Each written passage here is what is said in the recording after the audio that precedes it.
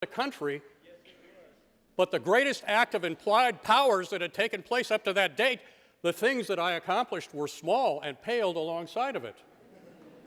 And Mr. Jefferson was chagrined because he realized he had done the very thing that when he was an opposition politician, he had condemned me and the other Federalists for doing. Let me just say this, it's one thing to be an opposition member, it's another thing to be in the White House and to know that you have to do that which is best for all of the people of the United States of America. Thank God, Mr. Jefferson was the man that I thought he was. I said he has some pretensions to character, unlike Colonel Burr. And I'm glad he was president. And I'm glad that when Bonaparte, here again through no wisdom on our part, but through necessity on his own, remember, it's all interest is self-interest. When Bonaparte needed a lot of capital in a hurry and no longer had a military force that could threaten us, he had lost so many soldiers in Santo Domingo, he offered this to us. And it was a great boon. I was one of the few Federalists who saw beyond political opposition, and I said, this is a great thing for the people of the United States, but don't give him much credit for it.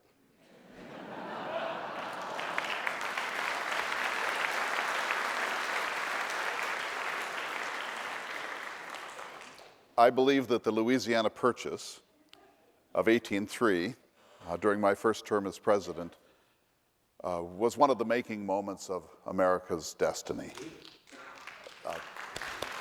That we were separated by 3,000 miles of Atlantic Ocean from the havoc and madness of the Old World. But with the settlement of 1783, our western boundary was the Mississippi River. That's still a huge republic, larger than any republic that the history had ever seen before. But it made us vulnerable on the west bank of the Mississippi. And the Louisiana Territory, so-called, had been controlled by Spain and France, and they had sort of traded it back and forth through the course of the 18th century. And now I became president, and there was immediate difficulty in the West because the Spanish and the French were shutting off the Mississippi River to our commerce. Well, if you've studied a map of North America, the Mississippi drains 3/8 of our territory, and in our time, rivers were highways. Our commerce found its way to market by way of the Ohio and the Tennessee and the Potomac and the James and the great Mississippi. And so whatever nation shuts the mouth of the Mississippi off has strangled American commerce. And so this was presented to me by Western interests, particularly in Kentucky and on the Mississippi itself. And so I sent my friend and protege James Monroe off to join Robert Livingston in Paris to try to buy the village of New Orleans. If we could purchase New Orleans or another port of deposit in the lower Mississippi, we could put troops there and we could keep that river open to American commerce under international law. Congress was prepared to spend about $6 million to obtain the village of New Orleans. As Mr. Hamilton rightly says, Napoleon, for reasons best known to himself, without any invitation from my diplomats or from myself, suddenly, in a counteroffer, said not New Orleans for $6 million, but the Louisiana Territory for $15.6 million. Think of that.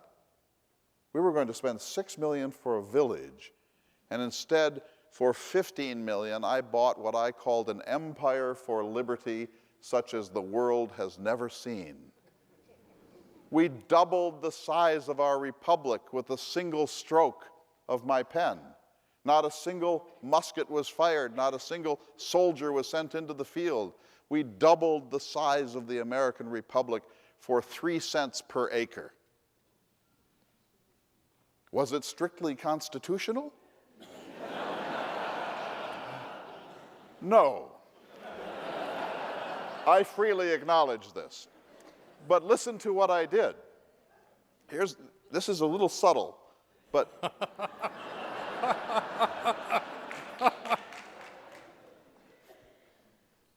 the subtlety that I'm pointing to is that when Colonel Hamilton proposed a national bank, that was a deliberative measure.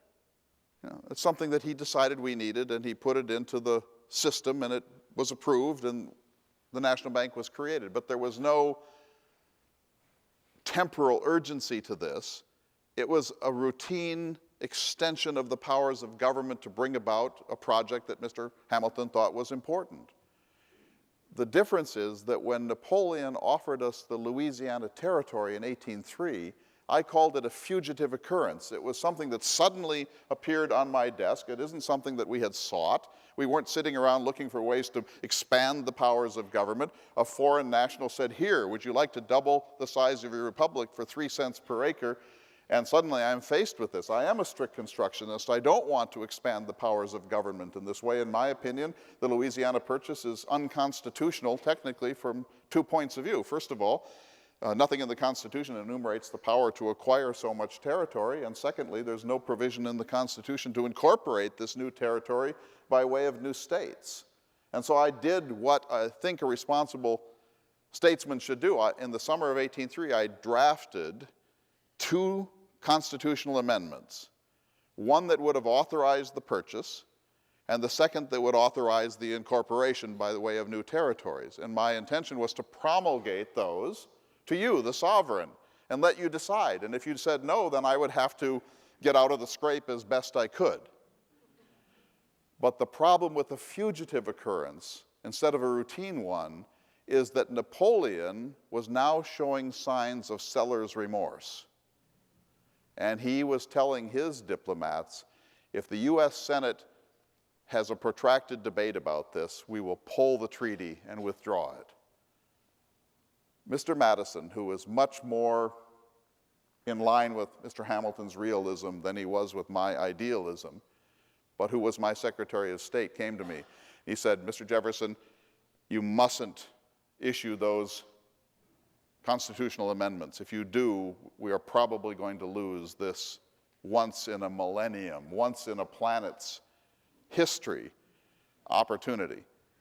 And so I said to my wise advisor from Montpelier, "What would you suggest that I do?"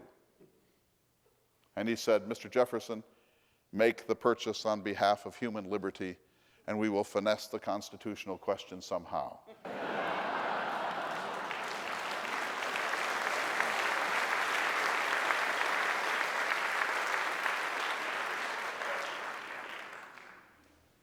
I would like to teach all of you a new word this evening.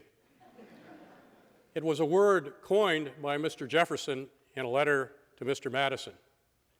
You have just experienced it at work. It's called twistification. A grand twistification. Actually, I agree with the conclusion. I think the purchase of Louisiana was a great boon to the people of the United States of America. The point I was simply trying to make is that it's a different thing to be an opposition politician, and it's another to be in office. Now, Mr. Jefferson did say one thing that troubled me. He seemed to imply that it's good for presidents to be reactive rather than proactive. And that, of course, does not accord with my view at all. As a young officer during the Revolution, I carried a commonplace book with me. Actually, it was my company's pay book, and I wrote all sorts of things down in it. One of them was a quote from Demosthenes. And I said, "As a general marches at the head of his troops, so ought wise politicians, if I could use that term, march at the head of affairs. They should make things happen rather than wait and react to those things which occur." I believe the liberties of the people of the United States of America are too important to be left to one who sits and reacts, although I certainly agree with that reaction. It's important for us to anticipate all of the things that take place. We lived in a dangerous world. You live in a dangerous world. Would you be content to know that your government is waiting for something to happen so that they can react to it? Or would you like to think that your government is marching at the head of affairs, seeing and anticipating those things that are likely to take place and addressing them before they become problems? The history of the American people, unfortunately, is one in which we too often react after the fact. But here again, I hearken back to my experience during the war. I said never again would we be in a position where our victory over Britain was something of a miracle. I said that later on. It was more a miracle than it was due to our martial success. And our lack of martial success was due more than anything else to the fact that we could not field a regular force because the states, with their governments, were unwilling to pay the cost of the freedom of people in other states. I think it's a wonderful idea for you Virginians to be sovereign. And the next time an enemy fleet approaches you, I hope that the Navy of the state of Virginia will sail out and defeat it. We needed one another. It was absolutely essential that all states work together and all cooperate. But here again, all interest is self-interest. And the self-interest of farmers in Virginia is not going to be to pay taxes for a navy or for an army, a standing army. It's going to be to make as much money as they can possibly make. Someone who sees the bigger picture, a federal government, must be in position to make those decisions for all of you. And I pray that that government will be composed of what I called fit men, virtuous people, people who put the interests of their own country before they put the interests of the people who pay for their reelection or who demand that they change course when it's an unadvisable thing to do. I believe it's essential that we have politicians with the courage to speak the truth. I spoke the truth about John Adams because I believe that certain people needed to know how horribly he had governed the United States of America. Self-destructive, perhaps, but as a young man in my first major political pamphlet, I quoted an ancient phrase. Actually, it's a phrase that came to me from my mentor, Dr. Knox, on the island of St. Croix. And that phrase is, "The truth is powerful and will prevail." The truth is powerful and will prevail. If you disagree, keep silent. I always endeavored to speak the truth, and it was as often unpalatable to members of my own party as to members of another party. Before we move on, Mr. Jefferson, I would like to respond to my reference to the Constitution as a shilly-shally thing, as a document with little substance. That came at a time in my life when I had experienced many difficulties, not the least of which was watching the power of the Constitution be eroded by people with views similar to your own. And I refer in this instance to the time during the Alien and Sedition Laws' existence. And by the way, I didn't like them. I had nothing to do with promulgating them. I wasn't in government. But I knew that we had a mechanism with this Constitution to address bad laws. It could be reviewed judicially and declared unconstitutional. The laws could expire and be replaced by new laws. There were many options that were provided in the Constitution for getting rid of bad laws. One option not provided for was for gentlemen in secret to send resolutions to two state legislatures that declared they were under no onus whatsoever to obey laws that seemed to them to be unconstitutional. That did more to damage that fabric, that frail fabric, the Constitution, than anything else. I saw it as a direct assault on the government of the United States of America. Because when citizens begin to believe that it is all right to disobey law, what's around the corner? It's actually the thing that Mr. Jefferson feared more than anything else, and he saw it happening through Federalists like me, but the reality was going to be that people that he had nurtured, like Colonel Burr, would seize power of a government that no longer had the confidence of its people. And that would truly be the end of liberty in this country. Shilly-shally only because there were men who were being paid by the government of the United States who, to borrow a phrase from Mr. Jefferson, like sappers and miners, were doing everything they could behind the scenes to undermine its authority and the confidence it had in the minds of the American people. Well,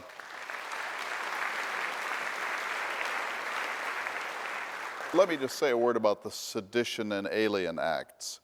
It is true that Mr. Hamilton was skeptical of that legislation when it was passed in 1798. In other words, this had little to do with his own agency as a shadow member of the cabinet in the Adams administration. This really came out of the Congress of the United States. It didn't come from Mr. Hamilton's pen. But there were let me say what the sedition law was first. The Alien Law, passed in 1798, allowed the executive of the United States to banish from this country any foreign national that it regarded as a security threat without due process. That anyone the government of the United States said is a security threat to this country could be expelled from America without any due process or appeal of any sort. That's the Alien Law. The Sedition Law, passed that summer, says that it is a criminal offense to criticize the conduct of the United States government during this crisis. And let me tell you about some of those prosecutions. There was no Federalist newspaper or pamphlet that was prosecuted under the Sedition Law, only Republican. In other words, it was used as a naked partisan tool. Number two, there were 5 major newspapers in the United States at the time. 4 of them were prosecuted under the Sedition Law. Let me give you examples of some of the things that were prosecuted. One author said that the government of the United States is allowing the wealthy to prosper at the expense of the common man. He was thrown into jail and fined under the Sedition Law of the United States. Matthew Lyon, a congressman from Vermont, was given 4 months of a jail sentence for speaking of the Adams administration and using the phrase unbounded thirst for ridiculous pomp, foolish adulation, and selfish avarice. For that, he received 4 months in jail. Why are you pointing at me? Do I seem to be